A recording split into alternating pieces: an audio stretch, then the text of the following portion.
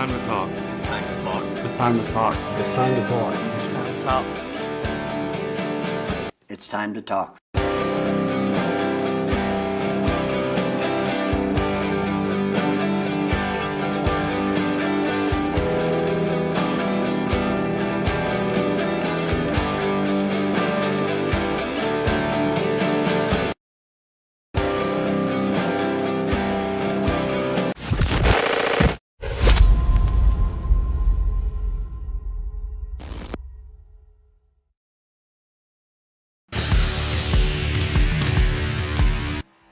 The Magic Mile looks interesting, especially when Mars is involved. Today, the Mid-Atlantic Racing Series visits New Hampshire Motor Speedway as they look to see where things shape up tonight here on the short track, here on Green Flag TV. I'm Justin Prince on fill-in. Alongside me is Derek Watson. Dustin Owens is our producer for this evening's coverage as we get ready to go racing at this 1 mile circuit. Last week was a little controversial to say the very least. Two different drivers received disqualifications for not following race control's directions. And that caused a lot of pandemonium for the running order, Derek, as you were talking about just moments ago with me. Yeah, basically when it came down to our last caution of the night, there was some confusion, if you want to say it that way, between the 12 and the 1 car. They did not follow race control directions, and so it caused a lot of chaos. Both those cars were DQ'd from the race. The 1 car was actually went ahead and was just DQ'd from the league. So a lot went on last week. So you see that's what happened in Darlington. Tonight we're in New Hampshire. You'll notice, if you've followed the schedule all along, the next week is different, JP. The Roval, the admins had decided they don't want to do short track after short track after short track. So they put the Charlotte Roval up on 11-4 instead of Martinsville. Bit of a change, and it's going to test the drivers to say the very least. After all, they've been tested and been put through their paces so far. During the league races also, we'll have to see how things fare out at the Charlotte Roval. But we do have a race tonight. Let's see how things look at the point standings, because Caleb McKinney, we've seen do well in various different series across the platform, is the one at the top of the standings. So far, 2 wins, 4 top 5s, 4 top 10s. Gets him a 6-point advantage over Leslie Triplett. Then Todd Slauson, along with Chance Murray and Justin Barkley, are amongst your top 5 of the point standings. Interesting championship battling so far. Out of the championship frontrunners, 3 of the top 4 have won at least 1 time. Yeah, and that's kind of cool to think that's where we are, and that's the parity in this league, right? And that's why we're seeing a good, nice points battle here at the Mars League at Mid-Atlantic Racing Series. And hopefully tonight, maybe at New Hampshire, we see a different winner yet this season, and we can kind of keep increasing that count.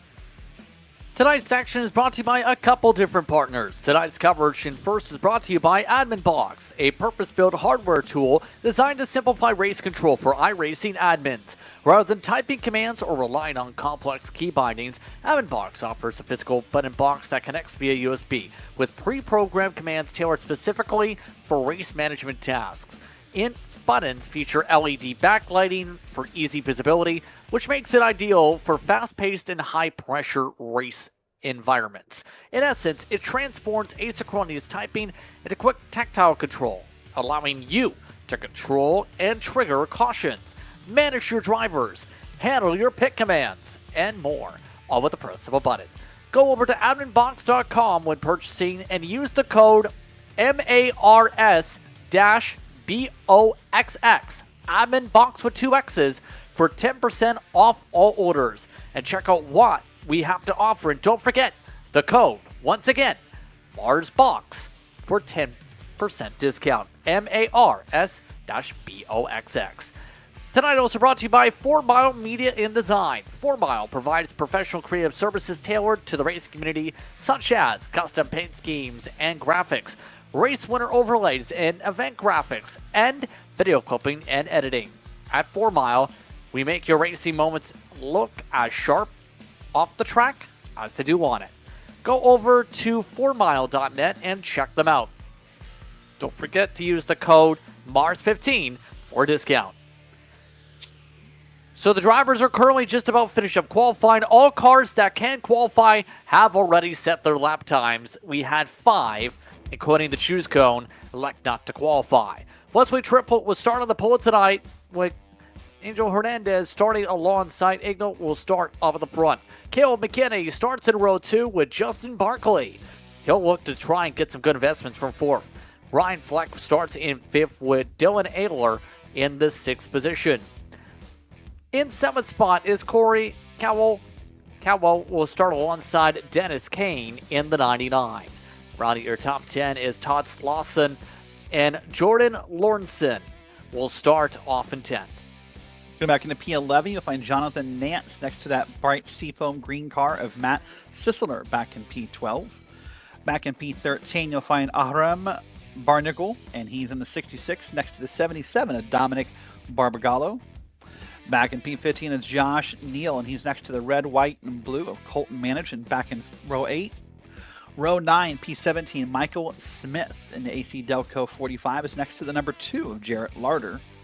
And then row number 10, JP, is Zach Grinsteiner in in the 14 is in P19, and he's next to the 84 of Wayne Garland back in P20. 21, that's Ian Campbell's spot with Kurt Sponsler in the 22nd spot. Ed Brown starts deep in the field, 8/10 off the pole in 23rd with Michael Gervey, looking to try and avoid scurvy from 24th. The rest of your field did not elect to set drivers in terms of times here tonight. Those drivers included Brandon Puffenbarger, Keith Ayers, Shane Griffin, and Gary Wright. Remember, we also have the Choose Cone, which is a VW Beetle. Drivers will try and avoid hitting that tonight. But as we get set to go, we have 120 laps up on the docket tonight. Our stage length will be 36 to start, Derek. Your keys to victory as we get ready for run at the Magic Mile. And for whatever reason, by the way, the Beetle did actually grid.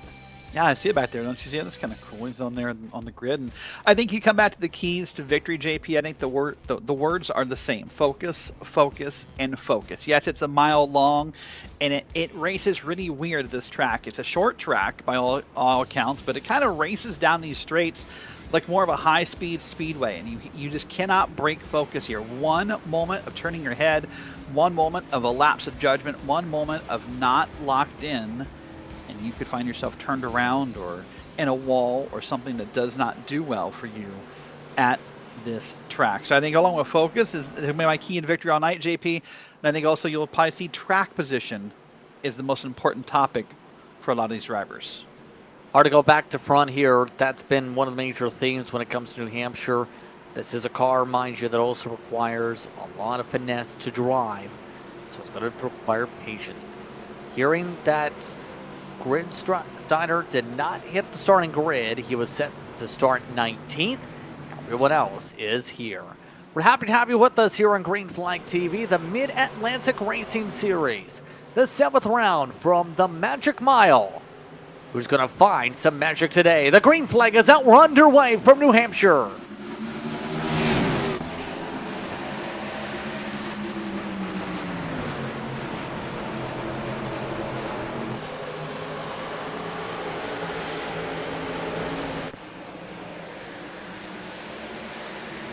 Oh, we have trouble. Someone hits the inside barrier for our first caution.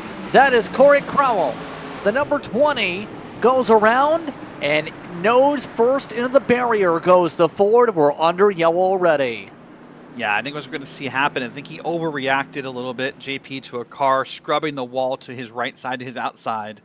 And I think he got a little nervous. Maybe he got some help from behind as well. We'll wait and see what comes in the replay here. But you saw a car bounce off the wall on the outside. Watch Crowell. He just got it loose. I mean, I don't know if maybe he just yanked the wheel too hard, JP, because that car to the outside does scrub the wall. So maybe he got nervous and got spooked. It's kind of ironic here on Halloween week to get spooked by a race car, isn't it? Kinda, yes. But at this point, it's an early caution flag here on our first stage. Let's take a look on the replay. Again, this happens when you just get light.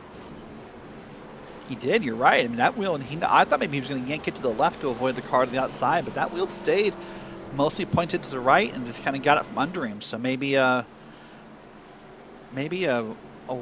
errant shift could have caused that, JP. I don't know. We'll have to wait and see as the night goes on if shifting is something the drivers are doing in these Xfinity cars. Here's a car down pit road. By the way, that's going to be the 8. So this may be someone, I guess, just taking fuel. That's Jonathan Nance down. And no indication he was involved in the wreck. So this might just be, packing a little bit more fuel in the car.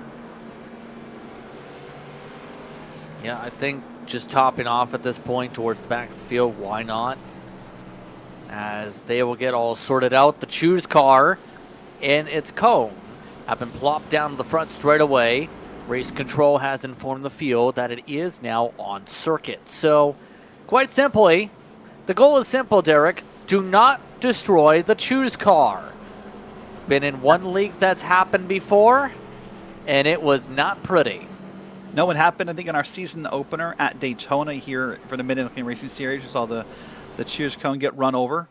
So you see him parked right there, that bright yellow. Look kind of hard to miss here. So I'm curious. I was trying to figure out, JP, what I would pick here. And I think the inside for me would be the right answer. And you see 1, 2, 3. My gosh. 4 of the top 5 all chose the inside. And I think that's where I'd want to be, JP. There's something to be said maybe for getting the run off of the corner at this track. But I think I just think being on the inside on those restarts is more powerful. I agree with you in terms of the ability to just use the bottom. A lot of people like to use the apron in the first place here too. Right. So I can absolutely see why you'd want to be on the bottom. The majority of the field, I think, just went with their grid slots for the most part here. So we're just about set for the restart. Triplet is on the inside. Barkley's on the outside. Then it's McKinney and Slauson, followed by Hernandez. You have Kane and Ayler amongst those up there too in the running order. So we'll try this again. See if we get a green flag run up to 36. Just about ready to go. Everyone can make it on fuel, keep in mind, in this stage. The green flag is out. We're underway.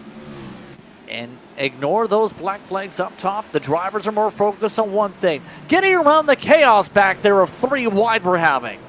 Yeah, this is chaos. And there's just... See right there, there's that bright green seafoam car in the middle. That's the 2 on the outside of Jarrett Larder. They've worked it back to 2 wide. Up here in front, they're 2 wide again. So for the moment, JP, everyone's got it worked back to 2 wide. Now you ask yourself, why are we 3 wide? And the answer to that is simply, remember we talked about track position. We didn't talk about bumper cars though, but track position was important here. And so on a restart, you have to get everything possible because passing is difficult at New Hampshire. Oh my gosh, hold on, there's 84 around. Caution flag is out again, and it's a stack up. Garland ends up collecting at least one car with him. Yeah, Michael Gervey ends up slamming into him.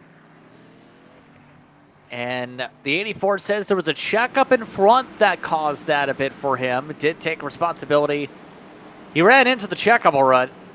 I mean, he's kind of right. There was a checkup happening, and it just sort of got him around. So there you go. So the 84 got around. He got a little bit more damage from the 13 T-boning him. And for the second time tonight, you get a caution right on board here. I mean, he actually didn't hit the car ahead. I thought maybe he did from that top-up view, JP. He just kind of stabbed the brakes a little hard. And then that back end wants to come around here on this track. You know, JP, something to note here if we take a look here at the time and weather of this track. Is look at that. It's a pretty cool racetrack, and that's what I want to bring up here. It's 72 degrees. It's pretty heavy wind moving to the northwest, but that cool track, JP, I wonder if the track, this is weird to talk about in terms of racing. Typically, we want a cool track as drivers, right? We want all that grip, but there actually becomes a point where the track is too cold, and which is kind of weird to say. It kind of turns back around, like it loops around like a Pac-Man score, where eventually it gets too cold and there's no grip left. Do you think here maybe at 72 degrees Fahrenheit, we're at that point now where it's just too cold of a racetrack? I don't know if it'd be too cold. This is normally what you see maybe in night conditions, but right. It is the type of conditions where speeds are going to be higher. I think for the most part, it's just quite simply, once the tires get to the temperature, I'm not concerned. At least sure. if it's me. Is that wind of concern to you? The 20 miles an hour? Yeah, that's. Do you think that may be why we're looping in the corner? You know, right? That was the same corner for both loops, right? No, that was different corners. For yeah, loops actually. It's going to make it turbulent because There are people, for example, in real life with Talladega that mentioned when winds gusted there. And some of the other tracks, Right. when it got windy, it made the car very destabilized. So it really depends on where that wind's blowing specifically. I think for the most part, it's just a matter of having good throttle control and car control that's going to be critical as these drivers decide to choose the cone. And everybody's giving it space here this time. A preference to the top side that time. It felt like at least up front. Focus saw a couple more cars up front. I mean, for the most part, everyone just kind of stays in their quote-unquote lane, right? Everyone just kind of stays where they're lined up, but it does feel like there might be a couple more cars on the top side here. Yeah, a few more. Seeing that towards the back more so, but up front, Triplet now has McKinney. We'll start low inside. Justin Barkley chose the inside for this upcoming restart. So a pair of Fords in control once again. Almost coming up to start lap 10. It's the dummy racing car of Triplet in control. McKinney, one of the sequential sim sport cars alongside. Green flag is out. We're back underway. Triplet. Not sure about that lane blend there we just seen for the leader, but it's side by side for second. Yeah, let's see one car down the bottom of this car. That's Barbagallo down way on the track. Is he a lap down? Is he? No, he was on the restart. So that was just kind of a. You mentioned some people using it. Oh, look at that, JP. 3 wide in the back, and they've got it sorted out here. But this is what I said, man. This is a short track, but people like to race this thing like it's a speedway, or heck, at times like it's a super speedway. It's just kind of how wide it is, I think. I mean, the modifieds race like the super speedway here just with the way that package is, but we're in trouble again. Around goes the 45. Michael Smith said nope. Did not save it, but no caution. Yeah, he is below the line in the grass. Michael Smith got hit on corner entry, believe, and that was from the number 3 of Lawrenson, who bounced off the 93 also. We did not get a caution flag from that, and the rest of the field gets single file. Let's watch it again. Watch up front here, this blue and white car. Gets a small bump from the 3, gets it sideways. Has it saved, gets it up on track, a little bit of banking kind of looped around, and I'm sort of impressed that's not a caution, but this blue line you see on your screen there, JP, that's the racing line per iRacing. So if a car is typically wrecked below the racing line, it is less likely to have a caution come out. Yeah, now we'll have to see where things settle in the course of this run as we see some of the side-by-side attempts. 77 trying to get around Barnacle. Barnacle, who is up in the wall. And that's the major thing about that inside line. You're able to take the short distance around. It is a little bit flatter down on the bottom compared to up high, though. So it really comes down to preference and why we see so much in shifting in terms of gears here. Yeah, but I'm thinking, though, if we're seeing some issues with maybe with the corners and kind of getting the car loose and looped around the corners, I might be inclined to take the top lane a little bit here, JP. I might be inclined to do that because then I have to put less input into my wheel. It's less likely, as we saw driver in the wall there, it looked like, it's less likely that I'm going to get that car loose and spun around if I have to put less input into the wheel. So there is something to be said for taking the top lane here at a track like New Hampshire. Yeah, it's the counterpoint of it, right? The outside, you're able to squeeze the driver below you down. Use the higher banking to be able to try and set things up with the diamond line. And then from there, can try and get the pull down the straightaway. Oh, it's the balance of the two. Yeah, seen a little bit of a moment there. Again, these two already with the contact this run. Now they're side by side. And that 3 is way up top again, JP. And this is not as pronounced maybe as it is at Martinsville, but the way you can kind of compare this track to Martinsville, there is a different colored, I guess, groove or texture or surface here in these corners. Look right there to the bottom of that corner. It's much darker.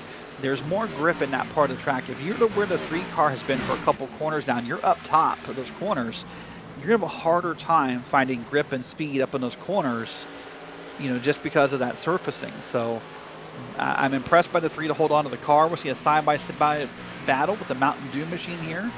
And they're going to come on through. He's going to lose the battle at the line, and they'll get back single file at the start of lap 17. A lot of good drivers and a lot of good setups here. Slauson not able to get alongside the 66 again. And again, you were just saying.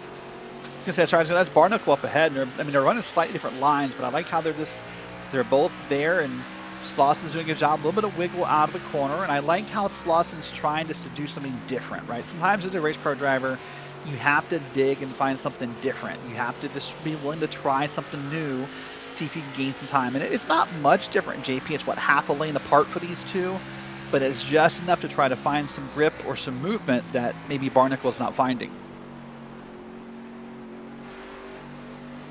Yep, and it's also, too, you can search around and find some clean air with the higher lines also, at least in my opinion.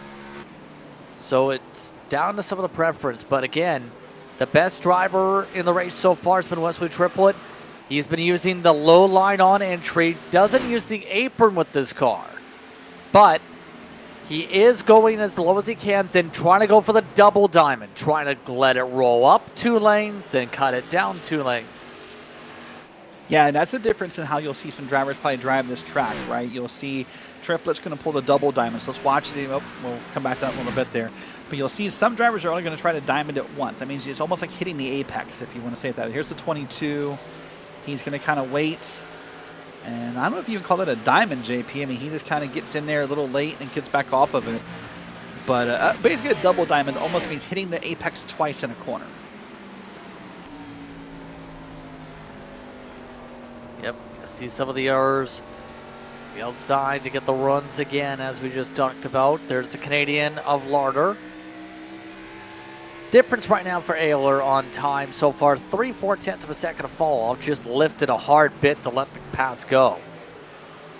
But for the most part, fall off for the best is up to 6/10 because some of the best also ran up to 3/4 quicker than some of the drivers in these battles right here. That massive differences compared to the front 5 or so, compared to the rest of the field, on how hard they've even pushed the tires on a hot lap to set themselves up percentage-wise the rest of the way here for this run. Well, and it may just be that, how hard you're using your tires. Like, for example, watch Slauson get into the inside of Barnacle here. They're fighting harder side by side, trying to make these passes.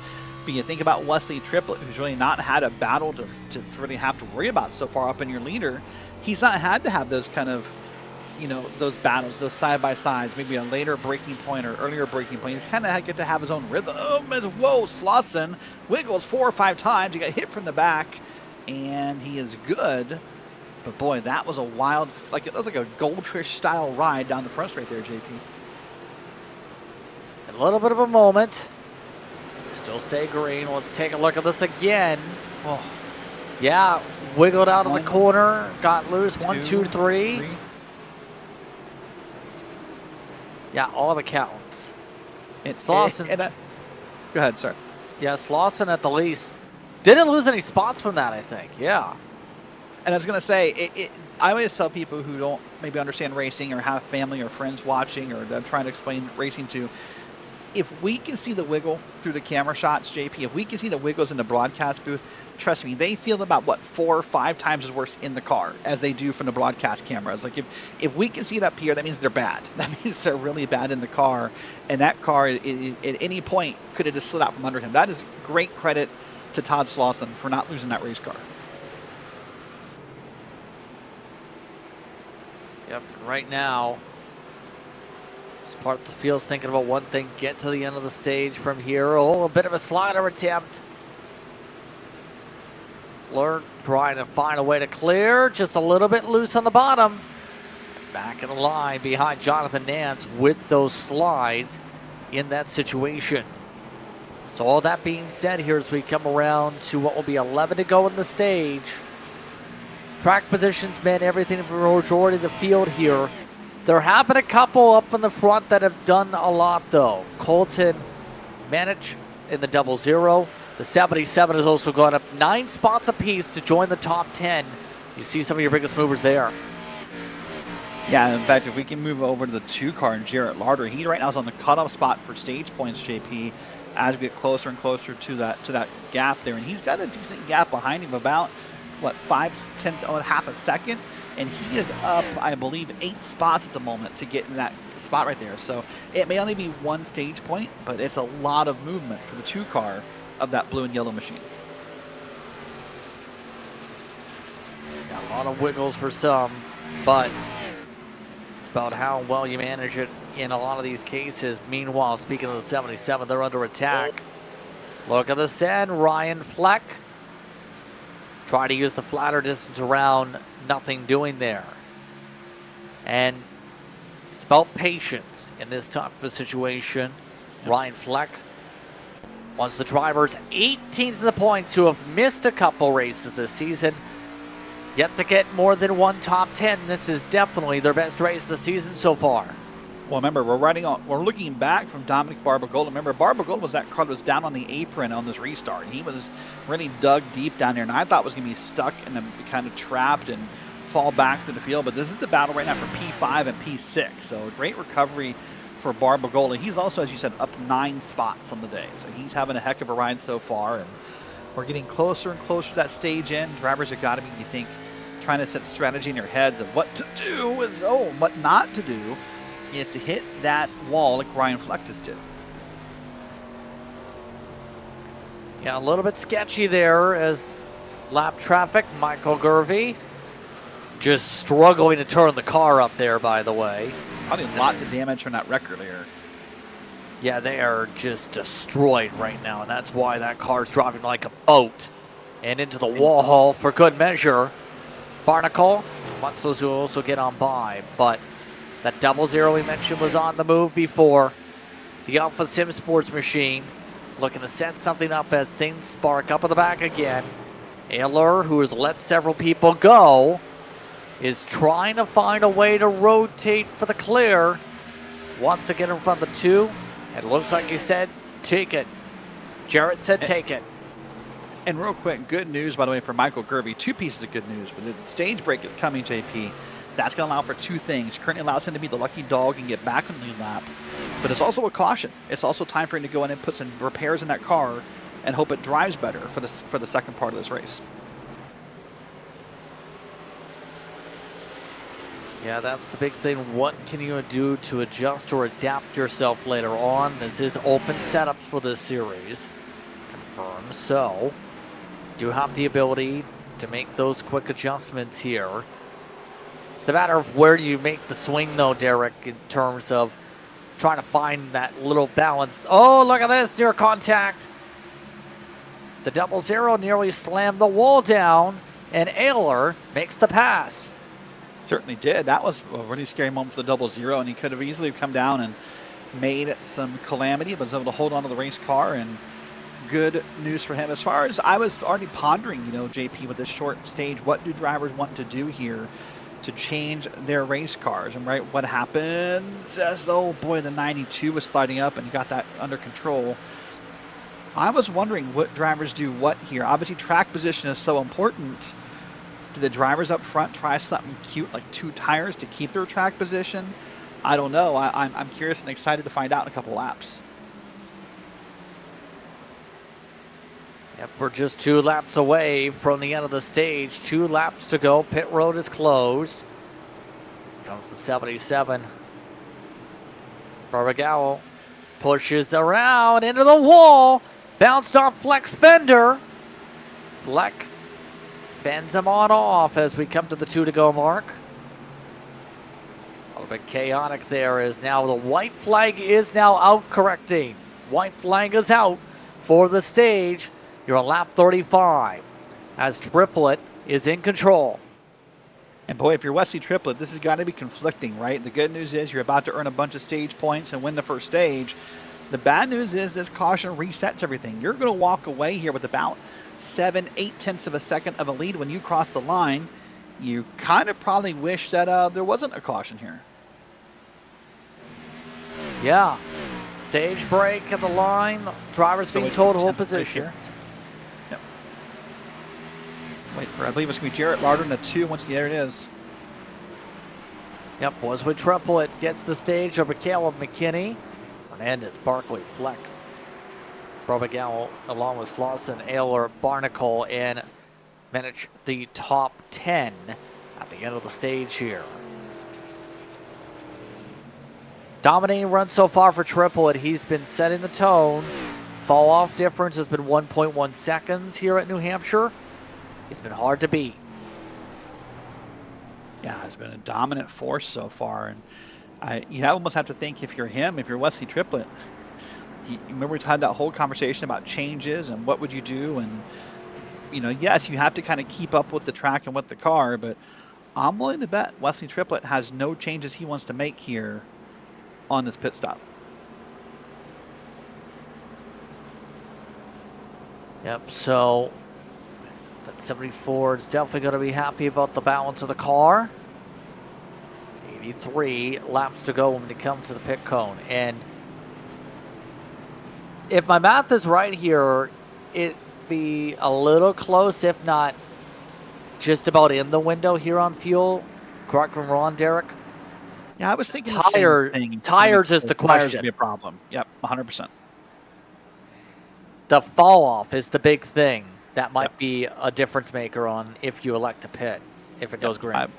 I would agree. I think everybody's going to come down and get tires. No one's going to make 80-some laps where the tires work. Let's see what happens in the stop, though. Watch your stop times, and let's see what happens. Anyone basically above, you say, 10 seconds or so, means it's 4 tires. Anyone maybe 10 seconds or less, you could argue is a 2-tire or a fuel-only stop. But everyone so far that I can see down the field, JP, is 4 tires and ready to go, and there's a battle.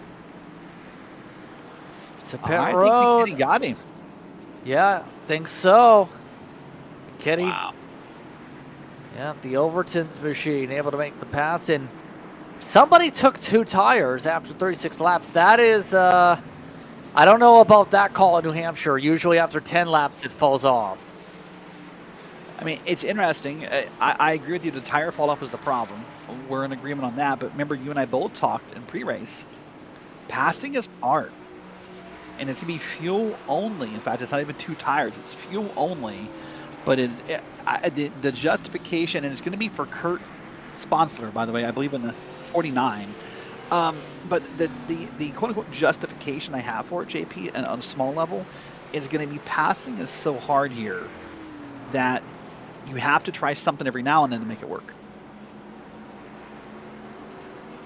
Yeah, but you're talking about making tires stretch out. We have had a delayed restart here. The field did make the choose. Nobody went with the choose with issues, but McKinney does get the outside. I think Triplet just said, "I thought you got me," and can confirm that Triplet might have actually got him with the green cone.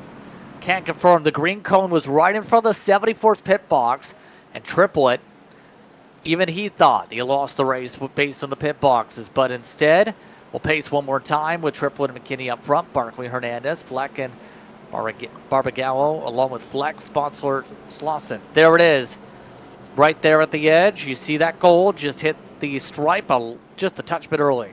Yep, see if I can get it circled here for the viewers at home, right there. And we'll see the circle pop in a second. There's your cone, the green cone up top and the white line. And you're right, he just barely got him. So that's, yep, very good call, JP. I thought for sure McKinney had him, but just by a couple hairs, basically.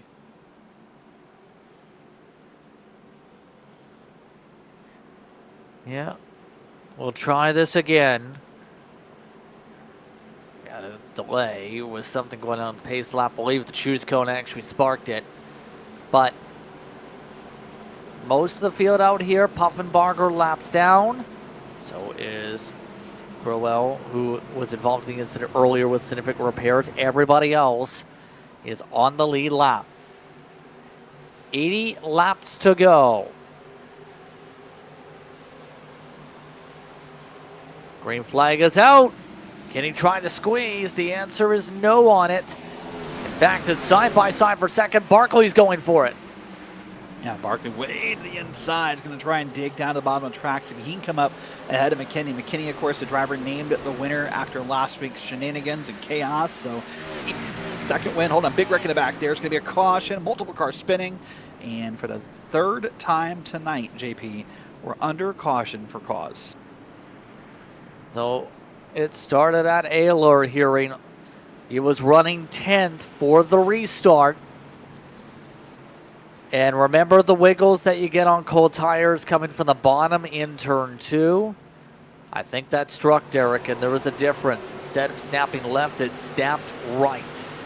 Yep, see him with 92 moving to the inside. He went outside, just caught that red, white, and blue machine, and then 2, 3, 4 more cars involved after that moment. You have to think if we ride on board the 92, JP, my suspicion would be the 92 tried to save it from snapping to the inside, and it just caused it to probably snap back up the track. Now watch the onboard here. You'll see right, left, left, left, left.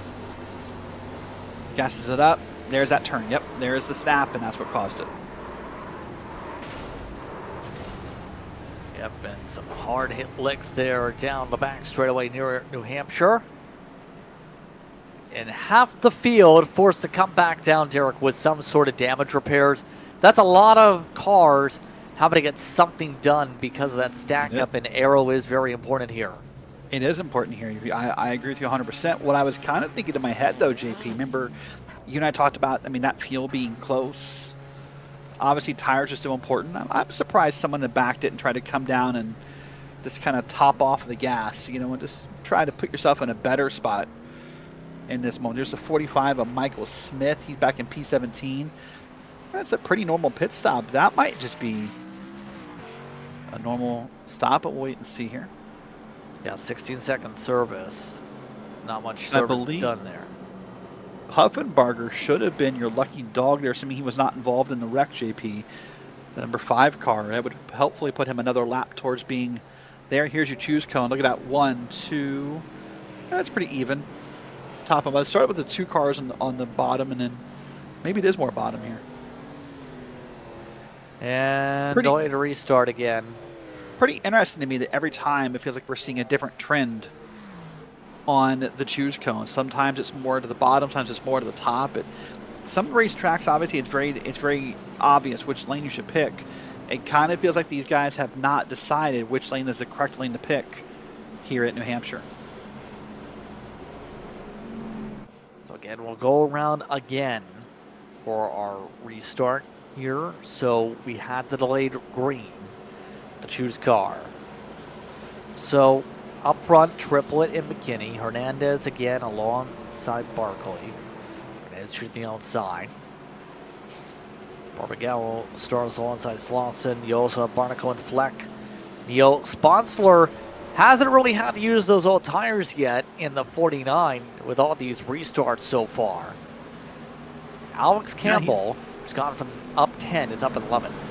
Yeah, Sponsor's kind of looked out, hasn't he, right? And the longer this runs, the more that strategy kind of plays off. Because I believe what's going to happen here, JP, even though I think the fuel will last, and I think you kind of hinted this too, everyone's going to stop for tires at some point. No one, even the drivers who took tires at the stage break, no one's going to make those tires last for, 80-some laps or whatever it is. I would not be surprised to see some drivers just try to break this stage in half and just pit right about the halfway point. So somewhere lap 70, lap 80. But the more we run under yellow, the more Kurt Sponsler is kind of able to hang with the big dogs, with the top of the head of the pack, so to speak, before he has to worry about his tires.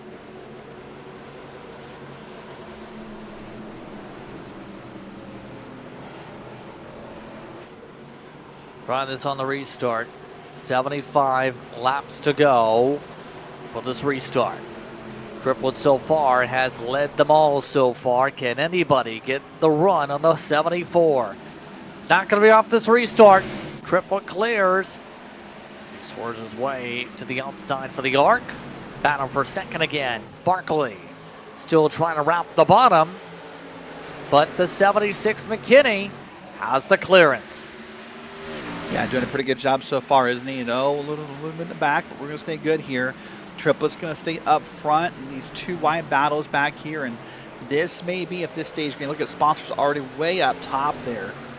I thought he was at least in, and we'll see how that manages that silver car as this run goes on. Yep. Look at that send for the race lead, though. Triplet had a big checkup, center off for a moment. McKinney nearly forced his way inside, and an air caution.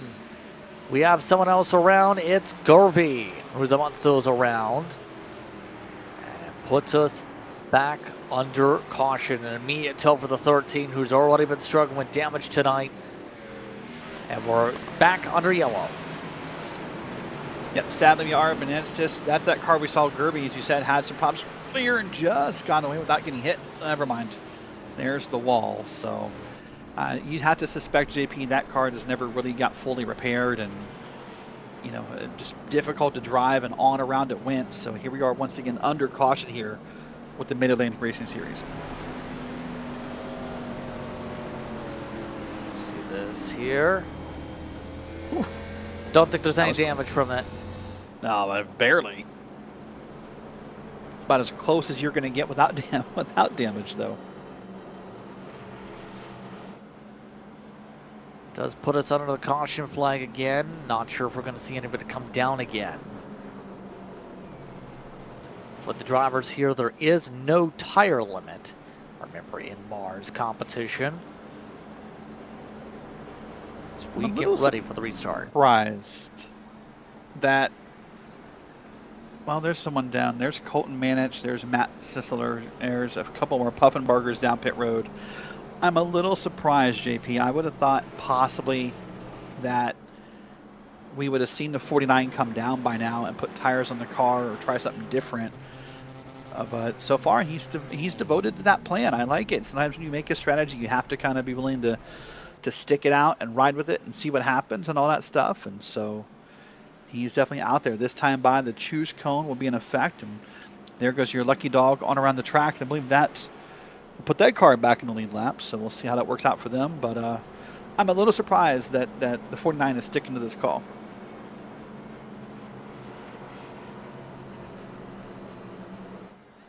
Yep, a little surprising. But for now, we've only had a couple restarts, a couple heat cycles on the tires. I believe we're getting ready for the choose cone. Yes, we are. As McKinney nearly took a drag into the back bumper. A couple drivers going close to it, but so far pretty predictable in choice. Yep, pretty predictable in choice. You Puffenbargers down pit road again. There's the 2, goes to the bottom. That's the 45, and the choose cone lives yet another day. Well, so far, this has really been the Wesley triplet show, hasn't it? It's led every lap as far as I can tell, and you know, is getting those amazing jumps. And JP, I mean, that's something across iRacing that I hope sometime we find some kind of balance for, right? With the current rules and the current restarts in iRacing, it's very hard for P2 to be competitive on a restart here. I don't know how you successfully do it at a track like New Hampshire. And so Triplet's going to walk away every time from McKinney. And then it's sort of up to McKinney to try to find his way to claw himself back up through the field here. So again, we had another delayed restart. The choose cone keeps on drawing an additional pace lap.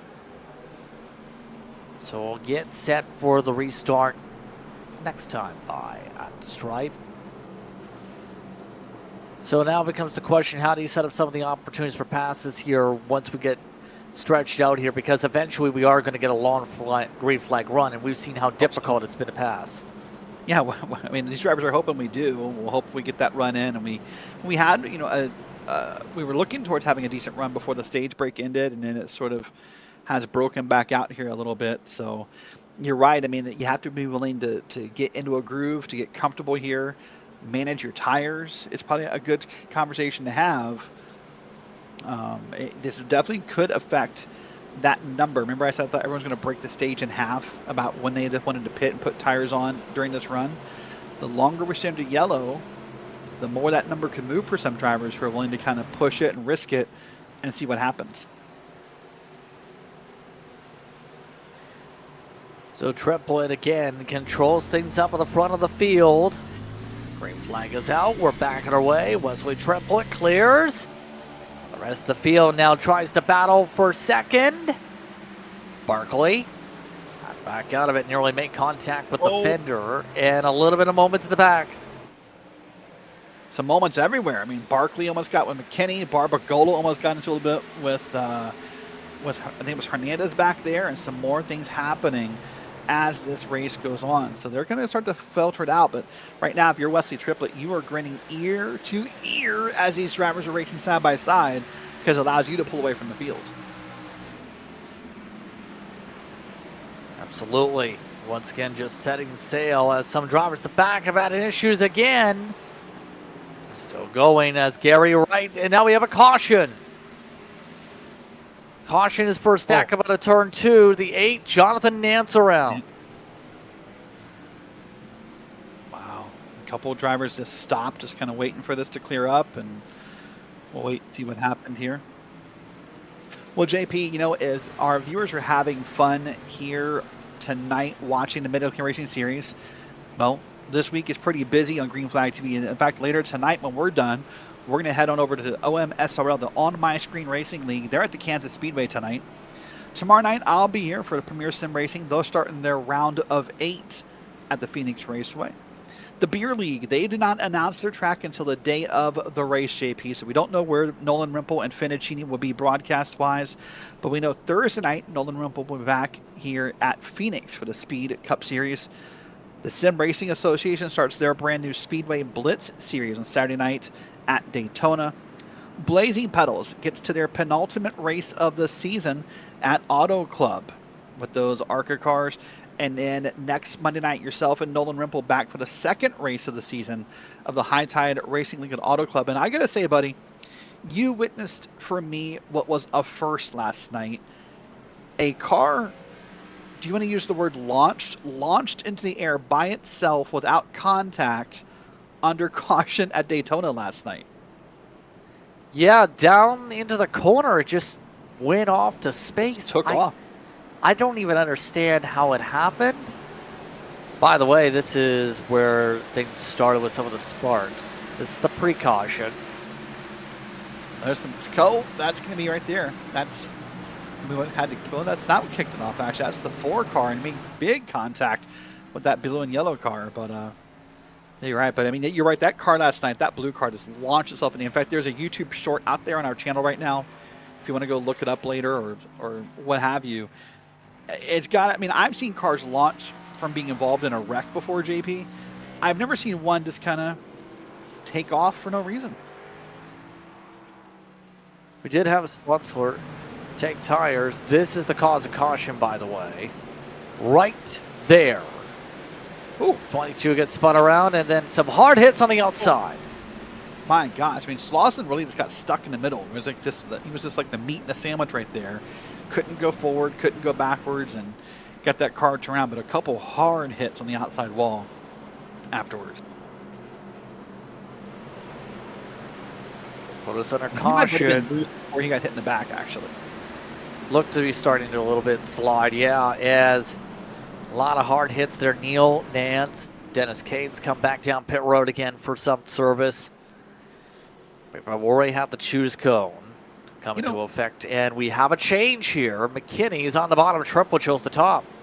Real quick, I know we're going to go green. I'm going to say this to you, JP. Here we are. We're now working lap 56 of 120-ish here. I might be, you could almost talk me, JP, into pitting. If there's one more quick yellow right here, I would pit under the next yellow, and I bet I would take the risk. Oh, we're going to delay the screen here, so let's keep this talk going. I would take the risk if another yellow comes out right here. I would pit right here. Tires, gas, the whole 9 yards, and I'd be willing to risk it the rest of the way. Because what you hope for is that I pit right here. Then hopefully that inevitable green flag run breaks out, and maybe you have to pit, people pit under green, or if they pit under yellow later, I can just go ahead and move through the field because I don't need to pit later. I'm at that point where I would take the risk and see what happens. Yeah, pace cars coming back out here with the delay for the restart. Tries again. So we are right now at 20 cars, still in the lead lap with 63 laps to go in what's become a caution-filled affair here at New Hampshire. Find out if there's any change for this race lead with Triplet trying to change up the equation here. Green flag is out. Nothing doing on the change. Triplet likes it. Triplet clears. Hernandez, if anything's got a better chance for second. Oh, watch the dive into the corner. They'll be side by side. McKinney is going to get clear. There's Justin Barkley to the inside in that bright highlighted yellow machine. He's going to try and get clear. So you're right, for Triplet, nothing changed. But I felt like for McKinney, that was a better start than we've seen him have on the outside. Yep, Hernandez able to clear on by with the pull from the outside, though. Get rewind up and sorted back out. And one of the big things here with these restarts, Fleck's been able to gain more and more spots. He's looking for his first top 5 of the season. Nearly got turned as he pushed Barkley up. Certainly did, didn't he? Really almost got into a big incident right there. And that happened. Look on the bottom of your screen, biggest movers. There's Alex Campbell up double digits on the night. Good job for him to be up that far, running back in P12. But up front right now, this is a good battle. And Barbagola almost got it back at Justin Barkley right there. So JP, now it feels like maybe, is it the stress of the laps ticking down under caution? Is it just that people are excited to go green flag racing after that string of yellows? I don't know. But this feels a bit more intense, a bit more pressure filled than it did a bit ago. Certainly does. Just some of the intensity of these restarts we've seen already. Slauson get bounced around before. He's already on the charge, back into the top 10. Not missing a beat in his car after that spin around. No, doing a pretty good job, isn't he, right there? And there's Slauson right there. He's got a good gap ahead to Jarrett Larder. So he's got I'd say a gap of about a second, actually, according to timing and scoring. He's got to make up there to get to that car. Here's the 57 and the 9. They're battling right now, JP. And this is a good battle. This is Fleck in the 9 and Barkley in the 57. A little bit of slight contact, a boop, maybe if you want to say it that way. And on around goes to 57 for the moment. See that right now for the inside. Barkley not even make a plant. And again, the outside just allows you that ability to pinch down if you time it up right. That's why Barkley has chosen the top so many times, has been able to get the run down so many times here tonight. Usually you need the outside to be able to finish up the job. In many of these cases, it's just hard to pass from the outside in general. But we have a Jeff Burton type of situation up front. Wesley Triplet is just destroying the field in terms of these lead laps. Nobody's been able to get a run on the 74 all night. Whatever setup he has is dialed up. It really is, isn't it? Yeah, Jeff Burton is a great analogy for the race, that Burton really had a strong run, has kind of walked away, and that's what Triplet's doing for the moment here.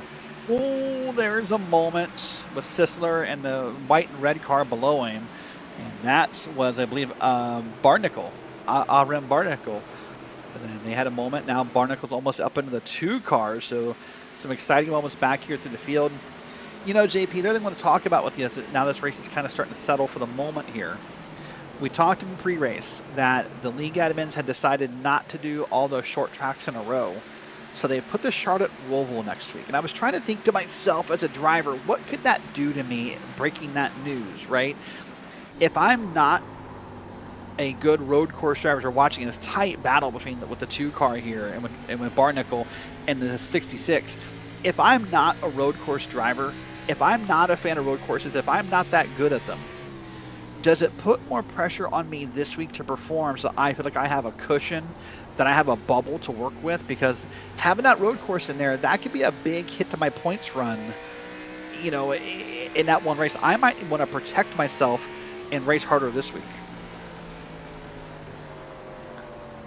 Possibly, especially in my case at least. If I seen the road course instead of a short track, I'd be in panic because I just struggle to turn right without making contact to walls. Right. But again, it's not. It's something you have to adapt to near contact there. This 22 continuously getting brave and now is getting wiggly on the gas. Maybe got a little help from the back, maybe from the 12. I couldn't tell for sure. Just the way that car wiggled, it would not be impossible if we could see there was a bump in the back that sort of helped him find that little wiggle right there. But yeah, that road course, maybe not. When that 22 is wiggling, maybe the 12 is innocent. But yeah, with this road course in the middle now, the Charlotte Roval race coming up next week, it would make me a little bit more nervous as a driver.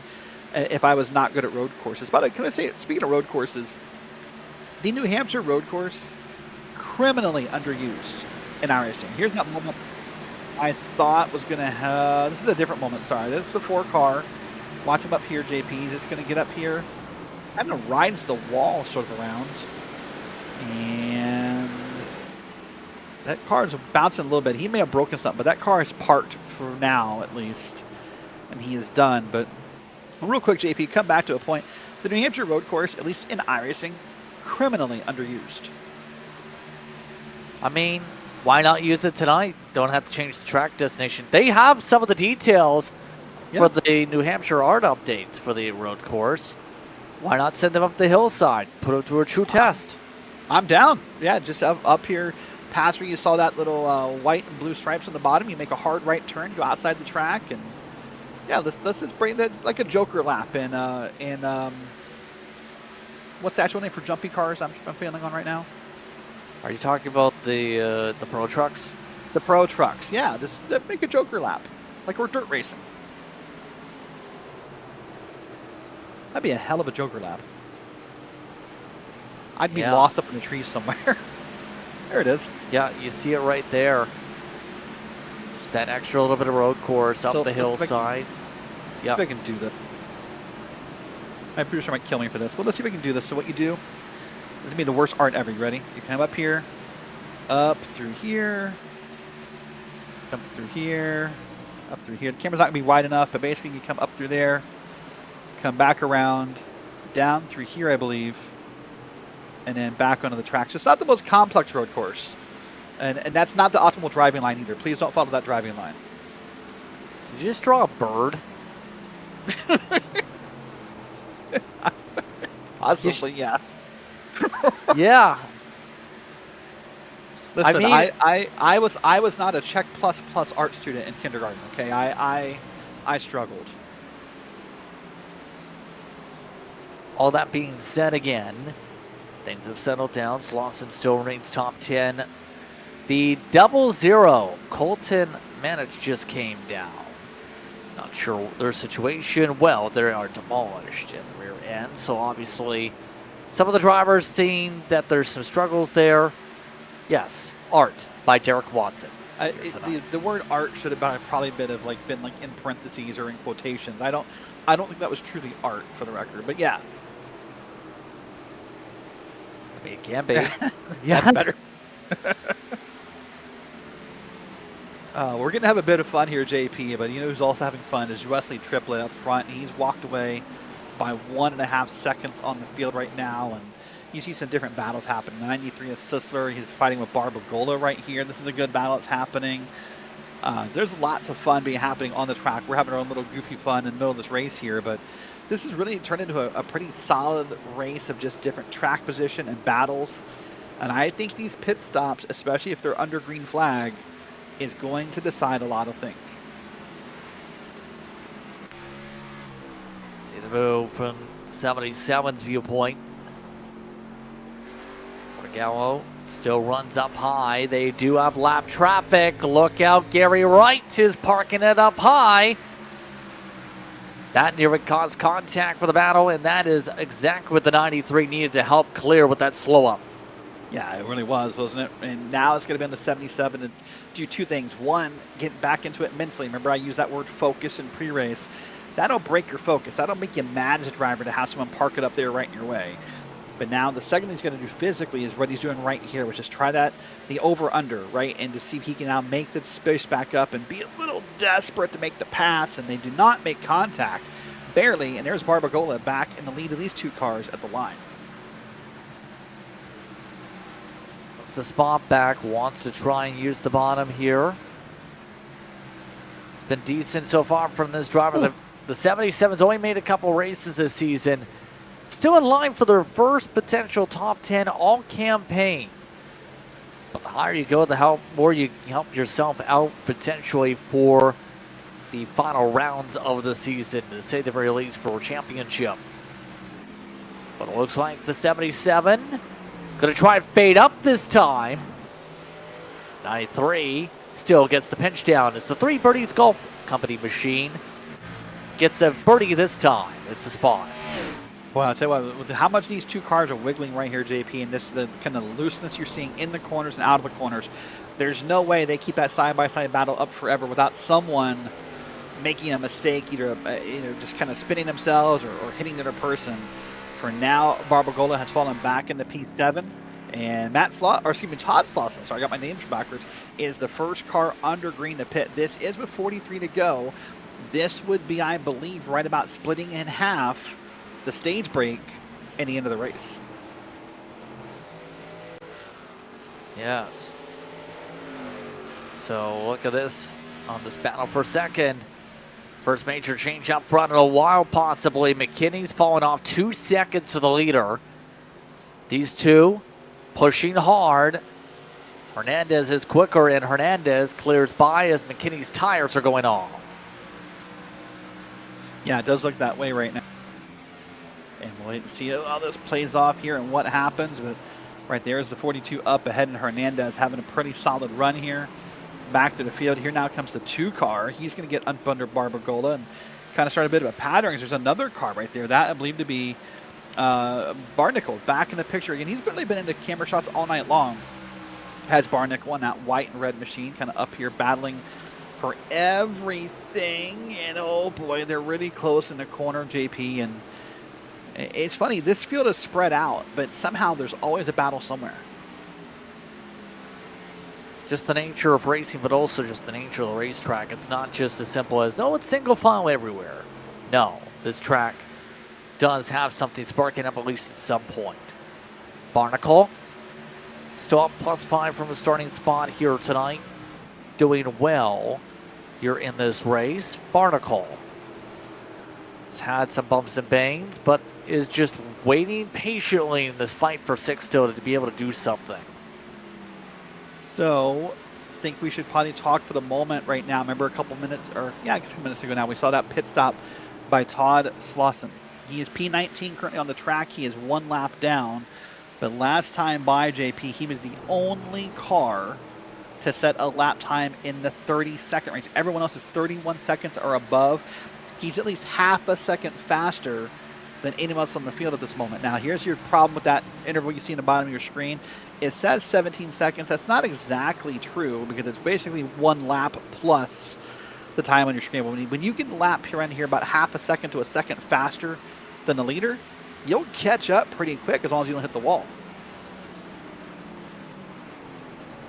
Yeah, there is opportunity here, absolutely. Jared Larder just came down and decided to split this up also with a pit stop. They had also already topped off 28 laps on their run. This is where that tire difference is going to be also pivotal. The leader for now just keeps on marching forward. 3 seconds now the margin over the rest of the field. Here comes the 66. Yep, and so here comes McKinney. Appear to be happening slowly. Here comes the Barkley down pit road and more. So I think now we're starting to slowly see that trend happen probably over the next, I think, 4 or 5 laps. Everyone just kind of trickles down at their own pace and makes it happen. But I'm telling you, JP, you've seen it before. I've seen it before. The way those drivers can attack pit road, how late you're willing to break into pit road and get down to speed, how quickly you can get off of pit road, can make up seconds on the track. It can really make a big difference here. And so don't be surprised to see some big position change-ups when these pit stops are over, based on how well people are able to get on and off of pit road. And I'll tell you, that entrance from Barkley looked a little gingerly, in my opinion. So don't be surprised to see him fall back if this stays green. Well, there's the 11 or the 49 finally coming. Is that his first time, JP? The 49 did take a set of tires previously. Okay. So that was when some of the people wrecked, and then he took some sets. Now, Sizzler coming on in as well to take a set. Triplet, mind you, with the race lead, does have the benefit of going long. Hence why we're seeing it here. He can stay up for a couple laps and have a couple lap pressure advantage in turn over everybody else if he so chooses. It's just going to be the interesting thing on when he bites the bullet. Right now, Hernandez yet to come down either. They're not showing any indication on a pit stop choice here with so much time to go. Ryan Fleck also staying out. Then everybody else is already 11 seconds back on the racetrack. Here comes one of those drivers 11 seconds back. Barnacle comes in. Hey, so I circled it, but the broadcast everybody kind of moved it on me before we got around to talking about it. Kurt Sponsler, a 9.6 second pit stop. Again, he's off the trend, bucking the trend, a different pattern in his pit stops. 9.6 seconds, JP. I'll see if we can get confirmation. That's at most 2 tires, if any tires, for Kurt Sponsler. So again, he's just trying something different than the rest of the field. Yeah, I'm not sure on that choice. He's been not afraid to try something different, absolutely here. 77, Barbagallo has just come on down pit road. 32 laps to work with for Triplet meanwhile. So, right sides only is what we're hearing, by the way, for the 49. Watch here. Somebody has to get him some decals on the front nose, by the way. They certainly do. So there you see, there's the left, what's our screen left, or his right side hopping up, and he just takes off. So he probably got his right side tires and gas. And listen, if he already took a set of tires under that caution, he might think that just with the tire wear here, that he can get away with the 2 tires. So we'll wait and see how he moves up the field and where he stands once these stops are done. For now, he's a lap down. Basically, everyone, P7 or P8 on back is a lap down until these pit cycles are done. So if you're in P8 or worse, you're holding your breath and hoping nothing stupid happens. Well, there is a counterpoint as you see some of the differences here pop up. This is for net second on the strategy. Check that, net 5th. Oh, boy. A little bit close calls there. Just older tires right now compared to the 77. But he is wrapping the bottom of the blue line. Ryan Fleck coming to 30 laps to go. Yeah, this is going to be pitting from P3 for Ryan Fleck here. He'll come down pit road, and obviously you have to think 4 tires for Fleck here since he's been a long time since he pitted. But this battle right here for the 93 and the 77, this is becoming interesting right now for these 2 drivers, because this is, you don't burn up your tires too soon. I think is the thought in my head for these guys, right? Don't get too far ahead of yourselves here, and don't waste what you just got. You almost might be better riding in line and kind of seeing who or what you can catch before you get that racy. But down where they go. There's another car down. There's the 3 car down. So only a couple cars left. Triplet, Hernandez, Campbell, Ayers, and Ayler. Only your top 5 left to pit here. JP is, again, almost there might have been contact there, to be honest with you. There was definitely contact there. Jeremy got turned. Triplet in. Triplet coming down. The race leaders are in for their service, and that is a massive overcut. You're talking 8 laps compared to your the best on the racetrack. That's a lot of time bleed. Yep, so there goes Alex Campbell in a 12. That's your top 3 down pit road. That, I believe, just leaves, Ayers and Ayler. And here comes, nope, neither one of them yet. So just 2 cars left in the lead lap for now. In fact, see him on his left side of your board there. And Ayers has assumed the lead for the moment. 4 tires for both. I mean, it's so late in the race for that. Yeah, but bigger thing is, did he go too long?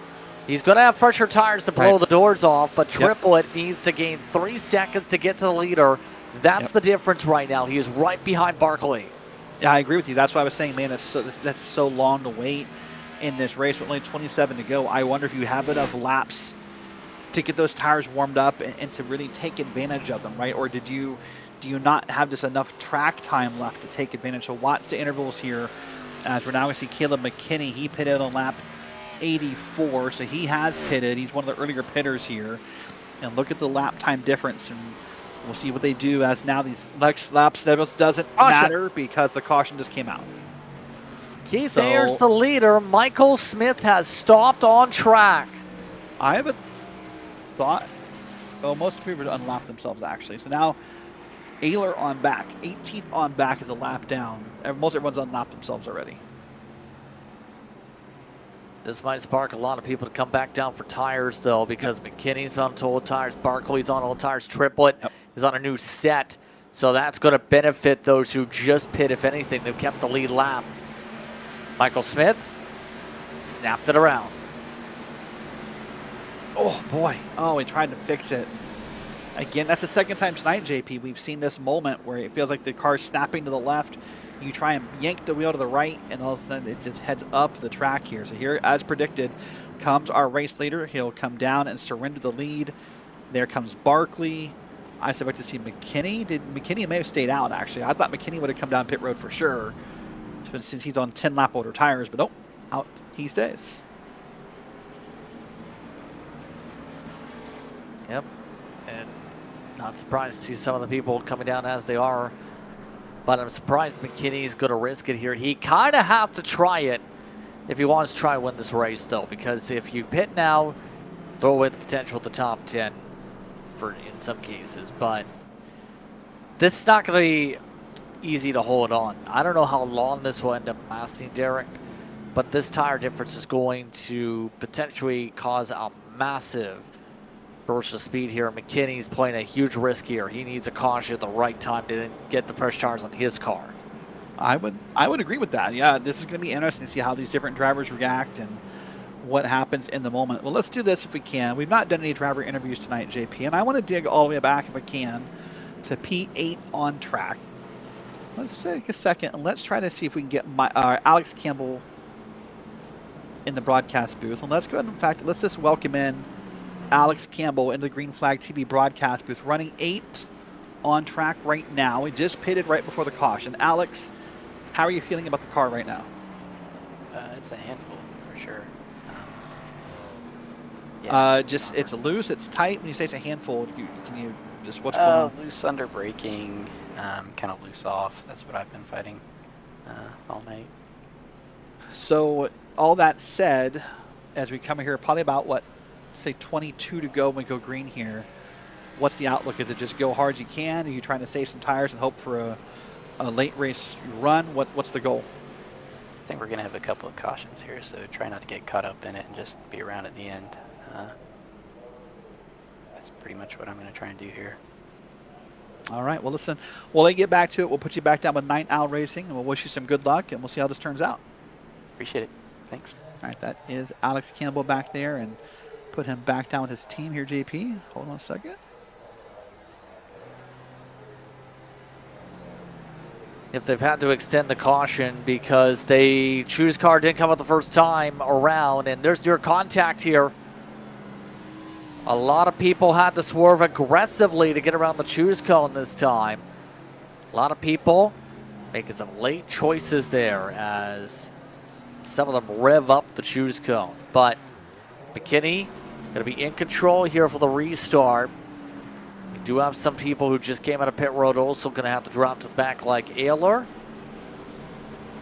This is going to be difficult, I think, for McKinney once again to hold on here. Yeah, I would agree here. And, you know, JP, we have a little thing we do here in Mars. We have the choose cone on track. We have a, so we can get it pulled up again. We have a days since choose cone incident sign, actually. Let's see if we can get it up on the screen. Tonight, so far, we're looking good. We can add, I guess, 7 more days to that ticker. So kind of cool. We have this little sign we're kind of playing with, myself and Marty, and the commentary team's been kind of having this, you know, this kind of goal. We're hoping, as we said, we saw the choose cone get hit at Daytona. Since then, the choose cone has lived, I think, every race so far. So we're currently at 13 days since the choose cone got revenge, because the choose cone hit someone post-race a couple weeks ago. But we're currently at 13 days without a choose cone incident, JP. Yeah. Now we look to see with 21 laps to go. You mean 20 weeks? Well, I meant 20 days. Can we make it 20? Can we get the rest of the night without a choose cone incident? But yeah. I think there's a strong chance of it. We'll have to see. Keith Ayers, by the way, did come down pit road a second time. He was originally amongst those up at the front, remember, who was yet to pit Instead, he'll have to start this one well behind the field. Here we go, stints on screen. McKinney will try to restart with 9 lap older tires. We're back on our way with Triplett looking for his lead back.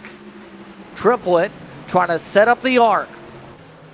Boy, for the first time tonight, it feels like someone other than Wesley Triplett got the great jump on the restart here, and that has got to be why McKinney didn't want to pit, right? We talked about track position, how good the jump is. Can McKinney hold on to it? He's now under attack by Triplett. Watch here through 3 and 4. Side by side they work as the 9. Brian Fleck also tries to work his way for 3rd. Triplett going to have to remain patient. He's got the fresher rubber. He can make this move if he times it right, or he can really spin it. Bit of a slide, and McKinney's able to clear as a result of that slide. If you're McKinney, you want Hernandez to get up there and get side by side with Triplett. And hold on, caution's out again, as predicted by Alex Campbell. A couple more cautions. There's the 22. That's Slauson. He's had a bad night, JP.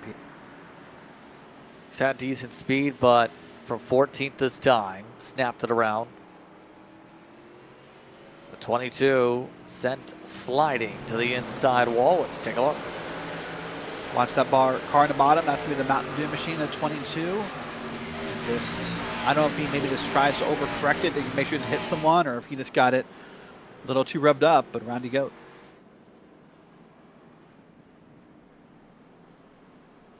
Yep, so we'll get a restart again.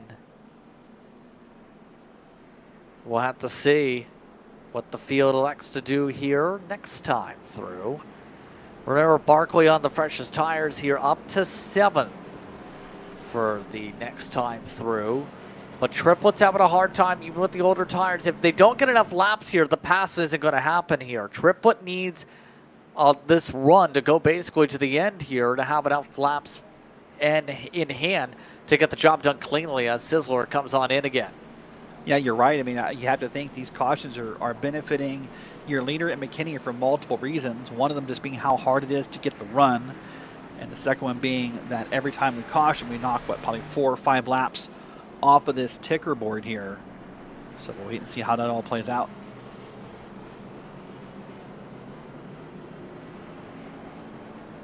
Yep. So they all get themselves into the box. Back at the field at least. But Hernandez has done really well tonight. The 42's been a top 5 car this entire evening. How do you feel about his speed?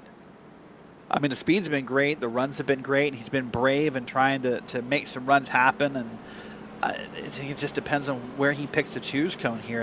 I would want to do whatever I could to stay behind the leader. The leader gets such a good run here that you can time your start on the leader. So whatever McKinney does when we do choose cone here in a minute, that's what I'm doing. That's just where I am about the process. I want to get that good jump, see if I can make the process happen as well for me.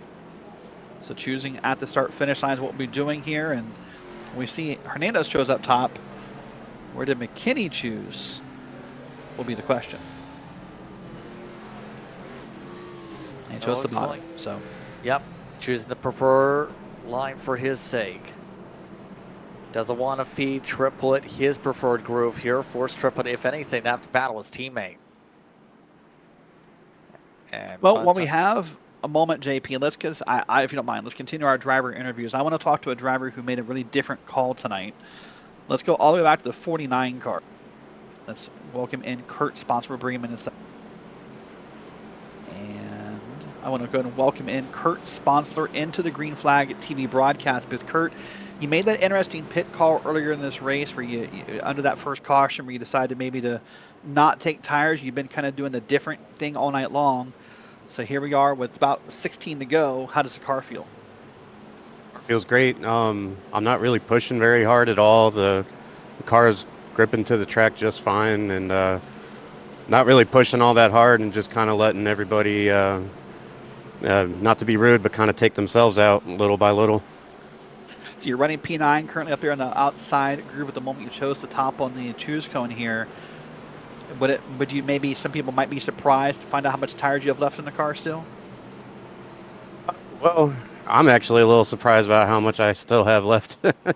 Only last pit took right sides. I didn't think I needed inside or left tires at all. I'm actually sitting at 86% on my right front, so I still got plenty. Well, listen, we're going to put you back down and let you focus on the race. Good luck, and maybe we'll talk to you later. Awesome. Thank you so much. So JP, he says his goal is to kind of let everyone else be aggressive and kind of pick through the reins, so to speak. Find out how this is going to fare out here with 15 laps to decide it. Kenny looking to try and get an aero win on the season. Would be his third if he holds on. We're backing away with some cars slowing down in the back. But we have Triplet trying to go after it for his third win of the season. 3 wide in the battle for third. Wow, they got that worked out somehow, but 3 wide. That involved Fleck, Hernandez, and a couple others involved in that bit of a battle as they moved up and back down the track here. But again, McKinney under attack. This is not the strongest start you used to see our leaders getting, as he's already under attack by Wesley Triplet. And Triplet's, I think, going to try to dive the bottom here in 1 and 2 to see if it works. Yeah, right now, Triplet needing to set something up pretty quickly here. More laps that he gets under green, the better. He gets the runs off corner exit right now compared to McKinney. McKinney's still able to park it on his line. Triplet gets there to the inside. Door to door, Triplet trying to slide up. McKinney squeezing down. That's what you can do from the top. And boy, when you're in a battle like that, you can kind of hear it in the motors and through the broadcast feed how long you almost sit off throttle, JP. And to tell you, when you're in a side-by-side battle for lead, that feels like an eternity before you can press the gas pedal again. Only 12 laps to work with. They're wrecking in the back. We're still green. Oh, hold on. Now we aren't. The 92, Ayler goes around. He does tow. And we're back under caution again. This is exactly what McKinney was gambling for. What a lot of drivers are gambling for, I think, is this moment right here. And watch what's going to happen 9-2. Again, this gets it loose this time. Way to the inside by himself. Bounces it off pretty hard. Pirouettes across the track. And you see that infamous dark gray smoke. Means that motor is done. So 25 lap old tires on McKinney, already near 20 laps for everybody else now. Or right on the EOL, but he's towed. So Triple might have to be willing to use some of the bumper here or use the door here if he wants to get this job done at this rate, Derek, because quite simply, there's only going to be a few chances to get side-by-side left by the time he builds up a run here because of all the caution flags. And that's not factoring in potential pit stops. Oh. He thought about it. Nope. He got me. Got me. I thought for sure he was going to do it. I was like, what are you doing? No, I think, JP, the right call here, if you're a Triplet. I know this sounds unconventional. I really think at the choose cone, Triplet has to choose the same line as our leader, as McKinney, if he wants to have a shot. Because you can, when you restart behind someone, there's some visual. It's easier to use the visual cues and clues behind them than it is to try to start on the outside. I maintain my argument that restarting on the outside is probably the most difficult thing you can do in iRacing. So whatever, I don't care if McKinney goes high or low. If I'm Triplet, I'm following.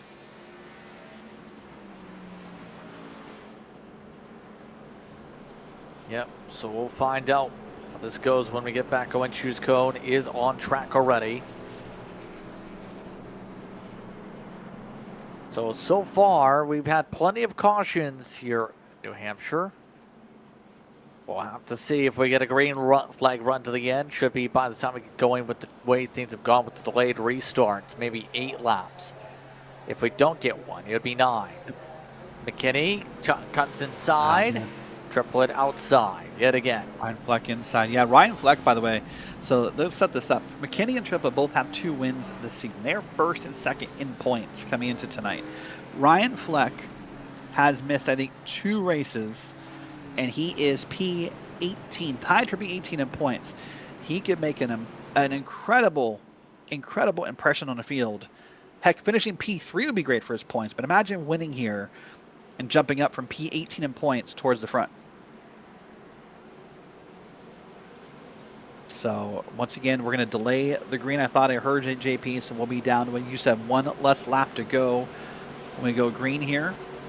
Although the lights in the pace car are off. I thought I heard delayed green, but the lights are off, so maybe we are going this time. They did shorten it this time. Okay. So they did shorten it down for the initial delay. We'll get the restart with McKinney in control. 9 laps to go from New Hampshire. Green flag is out. The 76, not as good of a launch this time. It does box Triplet up on the outside, though. Fleck lets him have the run. And now Triplet trying to gas it up on the outside. Nearly puts him in the wall. He does. Fleck goes into second. And another crash. More spins and a caution. That is great news for Wesley Triplet, JP. And I'm not trying to sound macabre or bad about these guys in the back. But no, it was great news for Triplet because I think JP, with the way he hit the wall, had that thing stayed green, Barkley was going to go by. Maybe Hernandez would have found a way to the inside. I think Triplet was on his way back through the field had that caution not come out. Yeah, I think that would have been possible for the recovery, but now it gets difficult. Here's the reason for the caution. And the 3 is sent sliding around. That's Lawrenson. That was the 3 car. As that puts us back right under the yellow. Cautions, precautions. It's Sponsler who gets the EOL penalty. Yep. He said, I'll take credit for that. So he'll receive the end-of-line penalty for that moment, and they'll put him to the back of the field here. So, well, JP, the laps are winding down. The number of restarts left here is getting less and less each time we do this. I do believe in the Mid-Atlantic Racing Series we get 2 green-white checker attempts if we get there. Hopefully we don't. We'll see some pitters here on pit road, by the way. You see Wright, Lawrenson, and Sponsor all coming out pit road. These are all going to be for damage. No one's got to be brave enough to put tires on and really make a difference at this point. Yep. So remember, be sure to stay tuned post-race. We'll go over to OMSRL competition at Kansas as they race along. Again, we hope you're enjoying the coverage here tonight of Mars here for New Hampshire. Coming up to 6 to go. Choose car is already on the track. Running out of laps to be able to go for it. We'll see what the 9 elects to do with the Choose. If they elect to go to the bottom, try to fall by McKinney, allow Triple to get back up top or not. And they will indeed do what I thought it was going to happen. They are going to let Triplet be able to recover to the 2nd spot here for the restart. We almost had to reset the counter there, JP. I thought for sure Ryan Fleck was going to get in the back end of the Choose cone there, and he did not. So good for him. I'm just, I mean, in this case, if Triplet, you made up a spot by taking the outside lanes. All the stuff I said before about, you know, doing it a different way, I get why he's on the outside this time, because he technically made up a spot there on Ryan Fleck by moving outside. Yep, we'll find out how this plays out with 5 laps to go from New Hampshire, getting ready for the restart. Who will get the edge for the checker flag? Will it be the Choose cone, or will it be Triple be able to get around McKinney? Can McKinney park it for 5 more laps on older tires? Pace car is off. Green flag in hand. Triple trying to jump it. We're back on our way. Big gap back to the 9 car on the inside lane there. See what Fleck can do, if anything. But McKinney pulls away. Triplet's now going to try to fight on the outside. This is a different kind of battle from what we've seen before. We'll see they get lined up, and if Triplet can once again dive to the bottom here, but he's trying to set it up here. He'll maybe get one more shot to make this move. That's why it was so important for the run to go green for Triplet to be able to set something up. Slide from McKinney, a slide back from Triplet. 4 to go from New Hampshire. Side by side, they keep on battling for 4th. Barkley's been able to get back into that spot of waiting for your tires. Run built up, Triplet. And they're spinning in the back. 39's around. There's another one. Oh, the 12, McKinney, or not McKinney, Campbell, sorry. Alex Campbell slams the wall down, and we're under caution once again. He was racing for 10th with the 00. McKinney may have this race in hand with the way things have now gone here with an error caution. Watch this again here. Watch the 12 on the bottom of your screen. And what happens to him? There's some... This is the first thing. This is the 39. This is the not caution. This is the first one we saw, sorry. And we saw Slossie maybe loose up at the top of the track. And then we'll see if we can maybe find out what actually did happen to to Campbell in a second here. But again, JP, I want to say, well, let's watch this replay first. Oh, there it is. Contact with the 00. And that's what ends his night. But JP, I want to say real quick, for the second time, I think a caution saved Wesley Triplett. I think had that stayed green, Triplett had gotten up the track and out of the groove. There was no way he was going to catch up to McKinney. And this caution right here will allow him to get one more shot. There's a hard contact with the caution, but we are in green-white checker territory again. As you mentioned, 2 attempts available. There is 3 actually in the session tonight, to correct you there, Derek. So 3 attempts in session for the GWC here tonight. It becomes the question on how things go. Remember, if we get to the white flag, it's a race to the checker flag. If we get a caution before that point, we'll re-rack them and stack them for another attempt at a restart. For the last time tonight, JP, the choose cone has parked himself on the start-finish line here. And JP, I've been on this bandwagon of parking it behind McKinney on the choose cone and not doing opposite lanes. I'm just going to kind of ask, do you agree with that? Do you think it's beneficial for Triplett to take the opposite lane, or would you also kind of get behind the leader and try and jump the start with him? I think it's beneficial for him on the outside because he's been decently getting launches there. If you start from the inside, you're going to have to pass another car. That's my concern, Derek, in this. That's fair. And Triplett chooses outside. Fleck chooses inside. As choose car causes delay to restart yet again. We'll see if race control clears this one.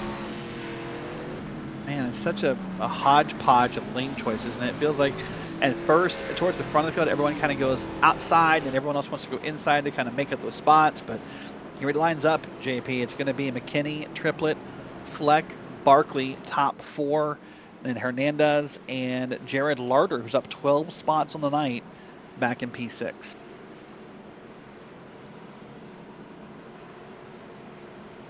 Lights are still on top of the iRacing pace car, by the way, here. So keep going, I think, for one more lap for a restart.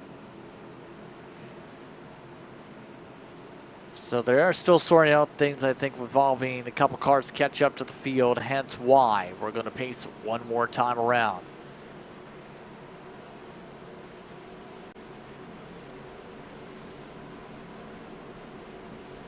Well, here we are, green-white checker, JP. So we're going to, everyone's going to be kind of tense here. Everyone's kind of nervous. And I think that thing you said is so important. If we get it back around to the white flag, all bets are off. Whatever happens, happens. But with the way that the leader, whether it be McKinney tonight, whether it be Triplett tonight, with the way those leaders are able to get that jump, it almost feels just almost like an improbable task for Triplett on the outside to catch up here. It's not impossible, it's not undoable, but it feels like a pretty mighty task here for the car on the outside.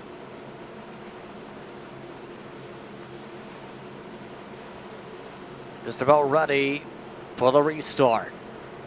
Kinney has stayed out here for 26 laps as the leader. He looks to hold on for another 2 more. Triplett's been trying to jump it from the outside the past couple restarts. Can he time it up this time? Green flag is out. Triplett couldn't keep it next to him. McKinney goes back up to cover. That's one of the best starts we've seen, though, from the car on the outside. Triplett's right there in contention up to the top of this corner. So he's going to have a good shot at this here, JP. If not in 3 and 4, I bet he has a great run at it on the white flag lap if we get there. There it is. Here we go. He sends it in deep for the race lead. Triplett trying to find a way alongside, a wreck behind. Hearing it's been saved. They're still trying to pile. They get to the white flag. Final time around in Mars. Will McKinney be able to hold on? I think Tripoli shot his shot. I think I don't think he gets extended run at this. We're going to find out here. He's going to line up. He's going to get the draft and get super loose. That's probably going to be it, AP. I think from here, it's McKinney's to lose. Triplet's trying to send it a little bit, but isn't going to go for the bumper. A diamond line by Triplet in response, though. Can he get himself an exit? No, he hits the wall instead. It's Caleb McKinney who wins again in New Hampshire. Well, after what has to be deemed a controversial win last week, JP, McKinney comes out and puts no doubt in anyone's mind that this win is his. He's able to use strategy to his advantage. Ayers, you've seen stopped at the start and finish line. He was one of the few cars there, Derek, that got pinballed around from this. Got in the back of Sponsor, then someone got in the back of him. Oh, Sponsor sideways in the barrels. Ayers parked right there, and Calamity broke loose. And, oh, look out, Race Abbott finishing backwards to end the race. Now McKinney can burn it out. Cal McKinney gets himself his third win on the season. He's won almost half the races so far. Really helps add to what's been a stellar season for the 76 on pace. Let's take a look at your race results. Again, results unofficial, but it's McKinney over Triplet, Fleck, Hernandez, Barbagallo in the top 5, Sizzler, Barnacle, Barkley, Larder, and Lornson. Your top 10, Derek. Going to be back in the P11 here, JP. It's where you'll find Todd Slauson, who had a wild night with some wild saves and slides. Then you'll go back to Jonathan Nance and then Brandon Puffengarner, only about 5 seconds back after being multiple laps down at one point. Colton Manich, Gary Wright, and Kurt Sponsor to your top 16. Then Dennis Kane is the first car one lap down, as is Keith Ayers, Ian Campbell, and Corey Crowell back to your top 20. So 21st goes the way of Ed Brown, Dylan Ayer in 22nd, Michael Smith, Shane Griffin, Neil Garland Gervey. And then the rest of the drivers did not start. That includes Choose Cone, who was not officially scored for points. Zach Grinsteiner did not get going after registering for the session. So top to bottom at your runner here tonight in Mars competition. You have your drivers standing on by. Let's go 3-2-1 this evening as Ryan Fleck finishes off in third position. First things first, Ryan, what did you need to get yourself the win here tonight? Needed less cautions, that's for sure. We had a fast car. I mean, the whole race we were just working our way through. I had some bad restarts at the beginning, but kept fighting back up through the field. It seemed tonight was about trying to get coordination down to the racing lines. How would you describe trying to get the lanes you needed to do to make some of these passes here tonight? Pretty much. I mean, with it being the track it is, it's a 2-lane track. And really it's almost only one. So you're trying to dive it in late or get it late in a run. You're trying to get a run off the high side, but that's pretty much your only option. So I kept taking the bottom line in all the restarts because that was seemed like the quickest way around. That being said, next the Roval on the schedule. How do you feel about road course racing? Consistent but not fast, so I'll definitely be putting some work in this week.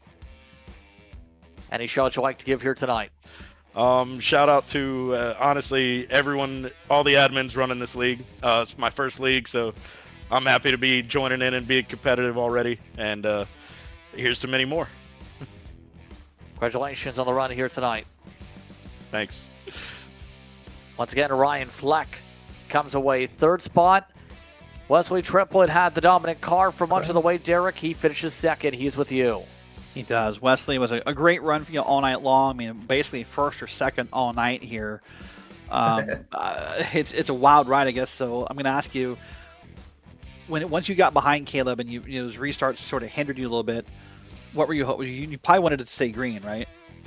Oh yeah, I think we had like 10 lap newer tires or more, something like that. I had a huge tire advantage, but the whole, I don't know, I'm not good at little, like, you know what I'm saying, shootouts like that, and you get such a big advantage being able to clear yourself into turn one.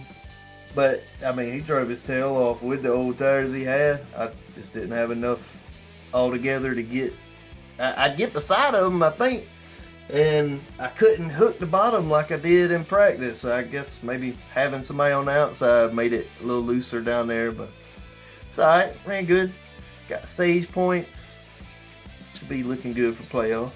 So it felt like a couple of those cautions towards the end. It felt like maybe a couple of those cautions kind of helped you, kind of saved you a little bit. I think maybe on the last caution, you had kind of gotten yourself high up the track. The one before, you kind of hit the wall, maybe about to lose a couple spots. So do you feel like a couple of those cautions kind of helped keep you up front, or no?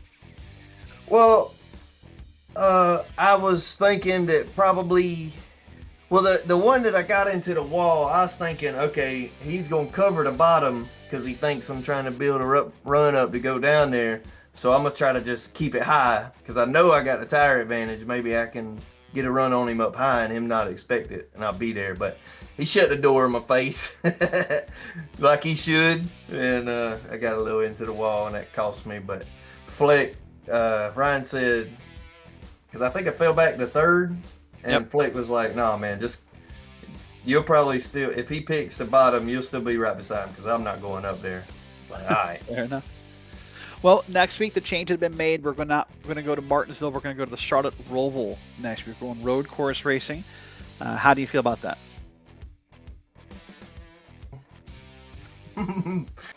Well, you're gonna see a big weakness that I have on the broadcast because I am no road course racer.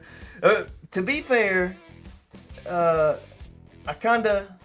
don't know if this sounds cocky or not, but I surprised myself this season. The two tracks that I was most like afraid to go to, I kind of did really well at, being Nashville and where was we just at? New Hampshire. I put a lot of practice in for New Hampshire, and maybe I went a little too sweaty with it, but I still got beat, so I guess I need to practice more. Well, P2 is always a good run. My last question, it is Halloween week. I have to ask, do you have a favorite candy bar? Favorite candy bar? Or candy in general? Shoot, man. You can't beat those banana Laffy Taffies. Come on, cuz. Fair enough. Well, Russell, listen, it's a pleasure watching you race every week. Congrats on P2, and we'll see you one week at the Roval. All right, man. Looking forward to it, kind of. That is Wesley Triplet JP. And I think when we asked him about the road course, I think silence was gold. And that silence said a lot about how excited or not excited he is for the road course. Interesting night for him, but Caleb McKinney was the one who used strategy to be able to come away with the win. Caleb, talk us through that finish. You had to hold off a fast triplet on older tires. Oh, for sure, man. This was a very, very fun race and a very clean race with Wesley. And yeah, I just tried to maintain the outside line, just to try to keep the run going out of the corners, and that kind of didn't really help. But it kept me from holding off Wesley and Ryan Fleck. So I'm really proud of how I drove today, and yeah, just a really great run overall. Again, what came down to the decision in the first place to elect to stay on the old tires? Was it just the hope for caution flags? Did you feel you had the car? Well, you definitely had the car to hold on, but what was kind of the decision point that led to, of course, you leading the final 29? Oh, for sure. I definitely was thinking about coming down and getting like 2 tires, but that would probably have put me way back in the field, and I probably wouldn't have made up my spots if I would have stayed out on track. So that was really probably the biggest factor, and yeah, just really glad I stayed out on old tires because it really worked. So that in mind, how do you feel about the road course next week at the Roval? Oh man, I love the road course. It's a very super fun track. It's a little bit slick, but hopefully everybody will get used to it. And it shows you what you can give here tonight. Thank you. Just a thank you? Oh, my bad. I didn't hear you. I'd like to give a shout out to Sequential Sim Sport for this race tonight. Dominic Barbagallo, Aaron Barnacle, Wayne Garland, and Chance Manning, and also this amazing broadcast team. They do a wonderful job. And the Mars admin team, they also do a really great job day in and day out. So I just like to thank them. Congratulations on the win here tonight, Caleb. Thank you. Caleb McKinney gets the job done tonight. Derek, I thank the top three for taking us during our coverage here on Green Flag TV. Your final thoughts before we head off to our next portion of the evening, because the Charlotte Roval is upon us. Yeah, the roll will be fun. It's going to be a very different race, obviously, not just because of the type of course, but I think we'll see some names rise and fall up and down the leaderboard. I'm excited to see the lefts and rights. Marty will be back next week, hopefully. He has the night off, so we'll get to call the Roval with him, and we'll see this new layout of the Roval, in fact, JP, in these Xfinity cars. See that November 4th, 7:40 p.m. is the estimated start time for our coverage. Be sure to tune in from then. But it's just about time to say goodbye. I'd like to thank you for tuning in for tonight's coverage here on Green Flag TV. For Dustin Owens, for Derek Watson, I'm Justin Prince saying so. Enjoy the rest of your evening. Stick around. OMSRL Gold Series is still racing from Kansas. Let's join them in the progress.